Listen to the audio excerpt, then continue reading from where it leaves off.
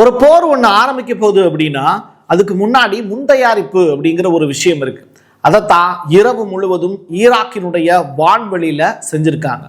அப்படி அவங்க செய்திருக்கக்கூடிய மிக முக்கியமான அம்சங்கள் என்ன? அன்லக்கி ஃபெல்லோ அப்படின்னு ஒரு நபரை குறிப்பிடுறாங்க. அந்த நபர் யாரு? ஈரானுடைய மிக முக்கியமான நபர் அவர் அப்படின்னு சொல்றாங்க. அவர் பேசி இருக்கக்கூடிய வார்த்தைகளும் அதையே பிரதிபலிக்குது. இஸ்ரேலினுடைய டிமோனா அப்படிங்கிற அணு உலையினுடைய 3D இமேஜை வீடியோவையே வெளியிட்டிருக்காங்க ஈரான். இதுக்கு பின்னாடி அந்த அணு உலை தான் தன்னுடைய ஃபர்ஸ்ட் அட்டாக் அப்படின்னு சொல்லுதா ஈரான். $1,61,038 பந்தயம் யார் கட்டியிருக்கா, என்ன விவரங்கிறத நான் சொல்றேன். ஆனா இது எதற்காக கட்டியிருக்காங்க தெரியுமா? அடுத்த 3 மணி நேரத்தில் ஈரான் இஸ்ரேல் மீது தாக்குதலை நிகழ்த்த போகிறதா இல்லையா, இல்ல அமெரிக்கா ஈரான் மீது அட்டாக் நடத்த போகுதா இல்லையா? இந்த 2 கொஸ்டினை மையப்படுத்தி ஒரு பெரிய விவாதமே நடந்திருக்கு. அந்த விவாதத்துல ஜெயிச்சது யாரு, அப்படி ஜெயிச்சவங்க என்ன செய்ய போறாங்க அப்படிங்கிறது தான் இந்த வீடியோல ரொம்ப ரொம்ப முக்கியத்துவம் வாய்ந்த ஒரு விஷயம். வாங்க பார்க்கலாம் உறவுகளே. இஸ்ரேல், ஈரான், அமெரிக்கா இந்த முக்கோண பீடத்துக்குள்ளதான் இந்த விவாதம். இது பிரசாத் சிக்னேச்சர். சென்னையோட மற்றொரு அடையாளம் M1 மொபைல் ஷோரூம். உலகத்தரம் வாய்ந்த மொபைல்களை உள்ளூர் சந்தையில கம்மியான ரேட்டுக்கு, அதுவும் ஆஃபரோட கொடுக்குறாங்க. வாரண்டியோட கேரண்டியும் கன்ஃபார்ம். எல்லா டைப் ஆஃப் மொபைலும் இங்க வாங்கலாம். ஆன்லைன்லயும் இருக்கு, ஆஃப்லைன்லயும் வாங்கிக்கலாம்.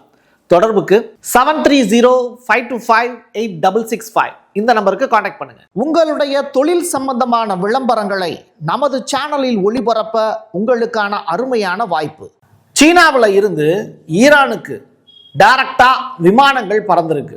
இந்த விமானங்கள் ஆயுதங்களை சுமந்து சென்றிருக்கலாம் அப்படின்னு சந்தேகப்படுறாங்க அமெரிக்கா. அதே நேரத்தில் அமெரிக்காவில் இருந்து விமானம் தாங்கிய கப்பல்கள் மிடில் ஈஸ்ட் பகுதியை நோக்கி நகர்ந்ததுக்கான ப்ரூஃபும் கிடைச்சிருக்கு. இது எல்லாமே நீங்க விஷுவலா பார்ப்பதற்கான வாய்ப்பை நம்ம ஏற்படுத்தியிருக்கோம். ஸோ இங்கே கிடைக்கக்கூடிய விஷுவல்ஸுங்கிறது அவ்வளோ தூரம் சென்சிட்டிவான விஷுவல்ஸ். ரொம்ப கூர்ந்து கவனிச்சிங்கன்னா இந்த வேர்ல்டு வைடாக நடக்கக்கூடிய இன்ஃபர்மேஷன் உங்களுக்கு புரிய வரும். டுஸ் குர்மட்டு அப்படின்னு ஒரு பகுதி, இது எங்க இருக்கு அப்படின்னா ஈராக்ல இருக்கக்கூடிய ஒரு பகுதி. ஈராக்ல இருக்கக்கூடிய அந்த பகுதியில முழுவதுமாக இஸ்ரேலிய ராணுவ விமானங்கள் வட்டமடித்ததாக செய்திகள் பரவுது. ஈரானுக்கு மேல அட்டாக் பண்ணணும் அப்படின்னா இஸ்ரேல்ல இருந்து ஈராக் வழியாகவும் அட்டாக் பண்ணலாம். அதற்கு ஈராக்கினுடைய ஏர்பேஸ் அப்படிங்கிறது ரொம்ப முக்கியமானது. இன்னொரு இடம் அப்படிங்கிறது சைப்ரஸ். இந்த சைப்ரஸ் அப்படிங்கிற அந்த நாட்டில் இருந்தும் ஈரான் மீது இஸ்ரேலால் அட்டாக் நடத்த முடியும். இப்போ இந்த 2 இடங்கள் இஸ்ரேலுக்கு இருக்கக்கூடிய வாய்ப்பு. அதுல நான் முதல்ல சொன்னேன்ல ஈராக்கினுடைய வான்வெளி, அதை இரவு முழுவதும் பயன்படுத்தி சோதனை இட்டிருக்காங்க இஸ்ரேல். அப்படின்னா என்ன, ஒத்திகை பார்த்துருக்காங்கன்னு அர்த்தம். அந்த சத்தத்தை கேட்குறீங்களா?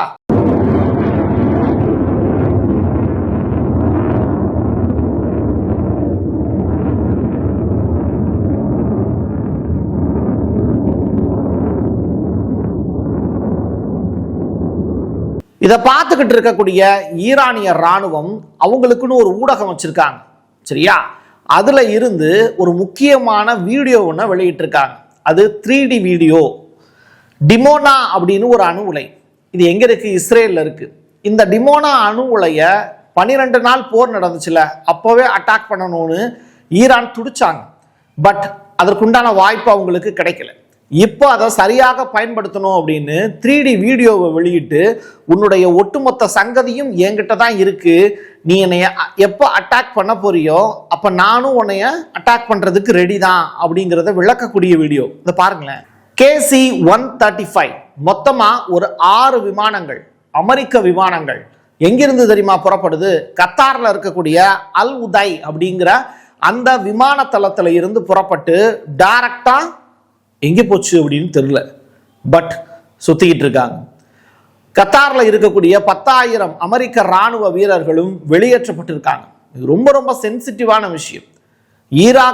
ஈரான் அமெரிக்காவை தாக்க முடியாது, ஆனா அமெரிக்க தளங்களை தாக்க முடியும். அது அமெரிக்காவுக்கான அசிங்கம். அப்படிப்பட்ட அசிங்கத்தை இப்ப அமெரிக்கா ஏத்துக்க போறாங்களா, இல்ல பொறுமையா டீல் பண்ண போறாங்களா? வீடியோவோட கடைசியில நான் சொல்றேன் பாருங்க. இதுவரைக்கும் ரஷ்யா $4 பில்லியன் அளவிற்கான ஆயுதங்களை ஈரானுக்கு அனுப்பிச்சிருக்காங்க அப்படிங்கிறது தான் கிடைச்சிருக்கக்கூடிய ஆச்சரியமான தகவல். இது தொடர்பாக ப்ளூம்பர்க் அறிக்கை சுட்டிக்காட்டக்கூடிய விஷயம், இவ்வளவு ஆயுதங்களை ஈரானுக்கு அனுப்பிச்சு வச்சிருக்காங்க ரஷ்யா. நம்ம தான் நினைச்சுக்கிட்டு இருக்கோம் ஈரான்ல ஆயுதங்கள் இல்லைன்னு. ஆனா ஈரானுக்கு சீனா கிட்ட இருந்தும் ரஷ்யா கிட்ட இருந்தும் கிடைத்திருக்கக்கூடிய ஆயுதங்களே கணக்கில் அடங்காதவை. அது என்னென்ன ஆயுதங்களாக இருக்கும் அப்படிங்கிறத கூட அமெரிக்காவால் இன்ன வரைக்கும் யூகிக்க முடியல. அதுவும் சைனா கிட்ட இருக்கிறதுலாம் சின்ன சின்ன பறவை மாதிரியான ரோபோட்லாம் இருக்கு. அதை வச்சு அவங்க பெரிய அளவில் மாஸ் காட்ட முடியும். சைஸ்ல சின்னதுதான், அது ஏற்படுத்தக்கூடிய தாக்கம் பெரிதாக இருக்கும் சீனாவோட ஆயுதங்கள் எல்லாமே. அப்படிப்பட்ட ஆயுதங்கள்லாம் விமானங்கள் மூலியமா, சரக்கு விமானங்கள் மூலியமா போயிருப்பது ஈரானுக்கு பெரிய பலம் அப்படின்னு இப்போ ப்ளூம்பர்க் அறிக்கை விட்டு அமெரிக்காவை பயமுறுத்தியிருக்காங்க. எந்த ஒரு விஷயம் பண்றதா இருந்தாலும் பிளான் பண்ணி பண்ணணும். பிளான் பண்ணாம பண்ணா அப்படித்தான் நடக்கும் அப்படின்னு நம்ம வடிவேலு சொல்ற மாதிரி ஈரான் இப்போ உஷாரா இருக்காங்க. இஸ்ரேலில் இருக்கக்கூடிய 8 ஏர்பேஸ் விமானங்கள் பறக்கிறதுக்கு தயாரா இருக்குல்ல, அந்த 8 ஏர்பேஸ் மீதும் அட்டாக் நடத்துவதற்கு இப்பவே என்ன பண்ணியிருக்காங்கன்னா ஆயுதங்களை லான்ச் பண்ணி வச்சிருக்காங்க. மிசைல் லான்ச்சிங் அப்படின்னு சொல்லுவாங்க. அது தொடர்பான காட்சிகளை பாருங்க, ரொம்ப ஷாக்கா இருக்கும். கரெக்டா அந்த 8 ஏர்பேஸை அட்டாக் பண்றதுக்காகவே வடிவமைக்கப்பட்ட ஆயுதங்களையும் வெளியிட்டு இஸ்ரேலுடைய வயிற்றுல புளிய கரைச்சிருக்கு ஈரான். உலகத்திலேயே ரொம்ப பெரிய அளவில் அன்லக்கி ஃபெல்லோ அப்படின்னு சொல்லப்படக்கூடிய ஒரு நபர் ரைசா பக்லவி அப்படிங்கிறாங்க. அந்த அளவிற்கு அவருடைய ஸ்பீச்சுங்கிறது மேற்கத்திய ஊடகங்கள் பேசக்கூடிய விஷயங்களை தான் அவர் பேசியிருக்கார். 1979 அவர் நாடு கடத்தப்பட்டார் அமெரிக்காவுக்கு. அப்படிப்பட்டவர் ஷாவினுடைய வம்சத்தில் இருக்கக்கூடிய கடைசி இளவரசருக்கு மீண்டும் ஈரானை ஆளுவதற்கான வாய்ப்பு கிடைக்குமா அப்படின்னு காத்திருக்கார். பட் அவர் ஈரானுக்குள்ள வந்தார்னா உலக நாடுகளுக்கு கிடைக்கக்கூடிய சலுகைகள் என்னென்ன அப்படின்னு ஒரு 3.5 நிமிஷம் வீடியோல பேசியிருக்கார். அவ்வளோத்தையும் என்னால் போட்டு காட்ட முடியாது. பட் அவர் என்ன பேசியிருக்காருங்கிறத நான் சொல்றேன். ஈரான்ல முல்லாக்களுடைய ஆட்சி விரைவில் கவிழ்க்கப்படும். நான் அந்த பொசிஷன்ல உக்காந்தேன் அப்படின்னா தாராளமயமாக்கல் அப்படிங்கிற ஒரு கொள்கை ஈரான்ல செயல்படுத்தப்படும். சுதந்திரம் அப்படின்னா என்ன அப்படிங்கிறத உலக வர்த்தகர்கள் பார்ப்பீங்க. பங்குச்சந்தை அப்படிங்கிறது ஈரான்ல ஓப்பனா இருக்கும். நீங்க யார் வேணும்னாலும் எது வேணுமானாலும் செய்வதற்கான வாய்ப்பை பெரும் பணக்காரர்களுக்கு ஈரானுடைய சந்தை விரிவுபடுத்தப்படும் அப்படிங்கிற ஸ்டேட்மெண்ட்டை சொல்லியிருக்காரு. நம்ம ஊர்ல மோடி கவர்மெண்ட் ரிலையன்ஸுக்கு எப்படியெல்லாம் வாரி வழங்குறாங்களோ, ரஷ்யாவினுடைய ஆயில் கூட ரிலையன்ஸ் கம்பெனிக்கு தான் போனதாக செய்திகள்லாம் படிச்சுக்கிட்டு இருக்கோம். அந்த அளவிற்கு நம்ம கிட்ட பெட்ரோலுடைய ரேட்டிங் எவ்வளவு கம்மியா இருக்கு, 102 ரூபாய்க்கு அதிகமாயிடுச்சு. 2014 அப்புறம் 102 ரூபா அதிகமாயிடுச்சு. ஆனா கச்சா எண்ணெயினுடைய ரேட்டு 60-70 டீப்பாய் அளவுல தான் இருக்கு. பட் ரேட்டை கம்மி பண்ணியிருக்காங்களா? கிடையாது இல்லை. ஸோ இப்படி ஒரு ராஜதந்திரமான ஒரு விஷயத்தை தான் ஈரான்ல இருக்கக்கூடிய ரைசா பக்லவி அவர்களும் இந்த பெரும் முதலாளிகளுக்கான அரசாக என்னுடைய அரசு இருக்கும் அப்படின்னு சொல்றார். அப்படின்னா அவருக்கு வாய்ப்பு கொடுத்துடலாமே அப்படின்னு கேட்டா அங்க இருக்கக்கூடிய கெமினி அவர்களும் அங்க இருக்கக்கூடிய பிரசிடென்ட் பெஜஸ்கியான் அவர்களும் விட்டுருவாங்களா? விடமாட்டாங்கல்ல. பட் இந்தியா மட்டும் நம்ம சுதந்திர நாடுன்னு சொல்லிட்டு ஜிஎஸ்டியிலேருந்து செஸ் வரி என்னன்னு தெரியாமல் கூட நம்ம வாழ்ந்துக்கிட்டு இருக்கோம். உங்கள் வீட்டுக்கு போடக்கூடிய ஒவ்வொரு வரியுமே செஸ் வரிங்கிறது மட்டும் என்னன்னு கவர்மெண்ட், சென்ட்ரல் கவர்மெண்ட் சொல்லவே மாட்டாங்க. வில் ஃபார் பீஸ் அப்படிங்கிற வார்த்தை 2026 இதை வலியுறுத்தி 20க்கும் மேற்பட்ட நாடுகள் ஒன்றாக சேர்ந்து சவுத் ஆப்பிரிக்காவில் கூட்டு கடற்படை பயிற்சியில் ஈடுபடுறாங்க. அதில் Iran, Russia, south Africa, Ethiopia, இந்தியாவும் கலந்துக்கிறாங்க அப்படிங்கிற தகவல் வெளியாக இருக்கு. ஆனால் இந்தியாவை தவிர்த்து இந்தோனேஷியா கலந்துக்கிறதுக்கான வாய்ப்பு தான் அதிகம் அப்படின்னு சொல்றாங்க. இப்படி கூட்டு பயிற்சி 8 நாட்கள் நடைபெற இருக்கு. இதுல ஈரானுடைய கப்பற்படை மட்டும் கொஞ்சம் மட்டும் கலந்துக்கிறாங்க. ஏன் அப்படின்னா இங்க இஸ்ரேலுக்கும் ஈரானுக்கும் இடையில எப்பனாலும் வார் வரும் அப்படிங்கிறதுனால தன்னுடைய கடற்படையினுடைய சக்தியை பெரிய அளவுல காட்டுவதற்கு இப்போதைக்கு ஈரான் தயங்குது அப்படிங்கிற செய்தியும் வெளியாயிருக்கு. ட்ரம்ப் அவர்கள் முக்கியமான ஸ்டேட்மெண்ட் ஒன்று சொல்லியிருக்காரு. ஈரானை அட்டாக் பண்ண போறீங்களா இல்லையா அப்படிங்கிறது கொஸ்டின் மார்க். ஈரான்ல தூக்கு தண்டனை இனி கிடையாது அப்படிங்கிற ஸ்டேட்மெண்ட்டை ஈரான் சைட்ல இருந்து எனக்கு நம்பகத்தன்மை வாய்ந்த செய்திகளா கொடுத்துருக்காங்க. ஸோ சண்டை நடக்கிறதுங்கிறது இயற்கை தான். இப்போ ஈரான் சைட்ல இருந்து எங்களுக்கு சொல்லியிருக்கக்கூடிய விஷயம், அவங்க எங்களை சுட்டாங்க, நாங்க அவங்கள திருப்பி சுட்டோம். இது யதார்த்தமா நடக்கக்கூடியதுதான். ஏன் நம்ம நாட்டில் கூட ஐஸ் போராட்டக்காரர்கள் நடத்துனாங்கல்ல. ஐஸ் போராட்டக்காரனா ஐஸ் விற்கிறவங்கல்ல, இமிகிரேஷன் சைடில் இருக்கக்கூடியவங்க. அப்போ வெளிநாட்டில் இருந்து அமெரிக்காவுக்குள்ள புகுந்து அமெரிக்காவில் சொர்க்க பூமியா மாத்தின அவங்க இப்போ அவங்க துன்பப்பட்டுக்கிட்டு இருக்காங்க, துயரப்பட்டுக்கிட்டு இருக்காங்க. அது தடுத்து நிறுத்த வேண்டிய ட்ரம்ப் 33 வயதுடைய 3 வயது குழந்தைக்கு அம்மாவா இருக்கக்கூடிய ஒரு லேடியை சுட்டு கொண்ட நிகழ்வு நடந்துச்சு. அப்படிப்பட்ட சம்பவம் நம்ம நாட்டில் நடந்துச்சு. அதே மாதிரி தானே ஈரானுக்குள்ளே நடக்குது அப்படின்னு அவர் ட்ரம்ப் இப்போ பேசி இருக்கக்கூடிய விஷயம் பேசு பொருளாக மாறி இருக்கு. பிள்ளையும் கிள்ளி விட்டு தொட்டிலையும் ஆற்றவர் ட்ரம்ப். அவர் ஈரான் மீது போர் தொடுக்க மாட்டோம் அப்படின்னு சொல்லக்கூடிய ஸ்டேட்மெண்ட்டை நம்பலாமா வேண்டாமாங்கிறத கமெண்ட் பாக்ஸில் பதிவு செய்யுங்க. Process is, but we were given a very good statement by people that are aware of what's going on. Considering military actions, when they say no executions, everyone is talking about a lot of executions were taking place today.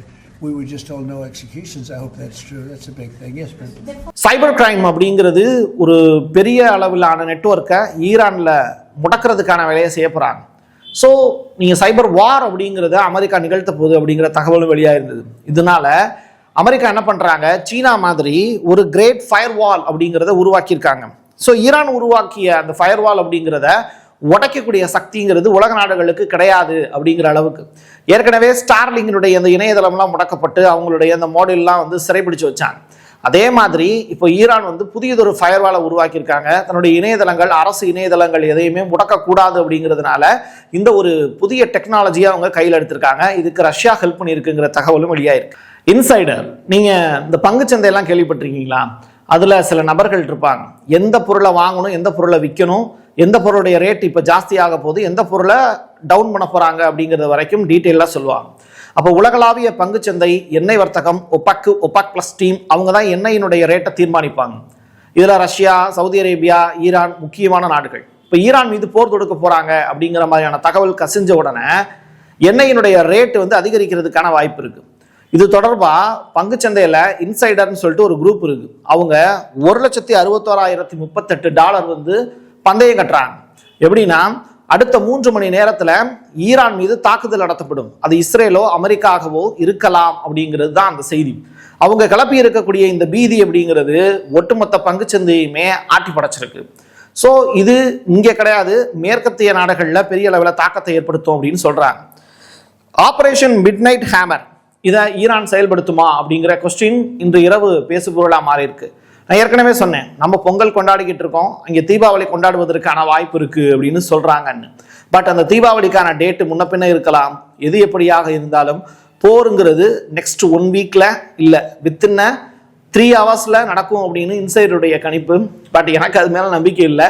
கண்டிப்பாக போர் அப்படிங்கிற ஒன்று நடந்தது அப்படின்னா நிச்சயமாக Prasad signature telecast பண்ணும். அதே நேரத்தில் போர் நடக்கக்கூடாது அப்படிங்கிறது தான் நம்முடைய எண்ணப்பாடு. உலகம் அமைதியை நோக்கி போகணும். ஆனால் இப்போ போயிட்டு இருக்கக்கூடிய பாதை அதை நோக்கி இல்லைங்கிறது மட்டும் தெளிவாக தெரியுது. லான்ச் பண்ணி மிசைலாம் ரெடியாக இருக்குது, எப்போ சுவிட்சை ஆன் பண்ண போகிறாங்க, யார் ஃபஸ்ட்டு கிளிக் பண்ண போகிறா அப்படின்னு தெரியல. அப்படி ஒரு சம்பவம் நடந்தால் மறுபடியும் சந்திப்போம். என் கையெழுத்து என் மக்களுக்கானது உறவுகளே. மீண்டும் ஒரு பதிவில் சந்திக்கலாம். அனைவருக்கும் தமிழ் புத்தாண்டு நல்வாழ்த்துக்கள். சென்னையோட மற்றொரு அடையாளம் M1 மொபைல் ஷோரூம். உலகத்தரம் வாய்ந்த மொபைல்களை உள்ளூர் சந்தையில் கம்மியான ரேட்டுக்கு, அதுவும் ஆஃபரோடு கொடுக்குறாங்க. வாரண்டியோட கேரண்டியும் கன்ஃபார்ம். எல்லா டைப் ஆஃப் மொபைலும் இங்கே வாங்கலாம். ஆன்லைன்லேயும் இருக்குது, ஆஃப்லைன்லேயும் வாங்கிக்கலாம். தொடர்புக்கு 7305258665 இந்த நம்பருக்கு காண்டாக்ட் பண்ணுங்க. Prasad signature media broadcasting private limited. நீங்க நியூஸ் ரீடரா மாறணுமா, கண்டென்ட் கிரியேட்டரா உருவாகணுமா, சேட்டலைட் சேனல்ல ரிப்போர்ட்டரா வேலை பார்க்கணுமா, டாக்குமெண்ட்ரி மேக்கிங்ல இருந்து ஜேர்னலிசம் பற்றிய முழுமையான பயிற்சி பெற உங்களுக்கான அருமையான வாய்ப்பு. எங்களை தேடி வாங்க. ஆன்லைன் மற்றும் நேரடி பயிற்சி வகுப்புகளும் சர்டிபிகேட் கோர்ஸாவே கத்துத்தரும். மீடியா துறையில் 10 ஆண்டுகளுக்கு மேல அனுபவம் உள்ளவர்கள் பயிற்சி கொடுப்பார்கள். வாய்ஸ் ஓவர் தொடங்கி வாய்ஸ்லெஸ் பீப்புளுக்காக உங்களை சிறந்த ஜேர்னலிஸ்டா உருவாக்க வேண்டியது எங்களோட பொறுப்பு. ஸ்கூல்ஸ் அண்ட் காலேஜஸ்ல ஜூனியர் ஜேர்னலிஸ்ட்ங்கிற பேர்ல ஒர்க் ஷாப்பும் கண்டக்ட் பண்ணி கொடுக்கிறோம். மோட்டிவேஷனல் ஸ்பீக்கரா கடந்த 15 ஆண்டுகளா கல்வி நிறுவனங்களுக்கு நிகழ்ச்சிகளும் நடத்தி தரோம்.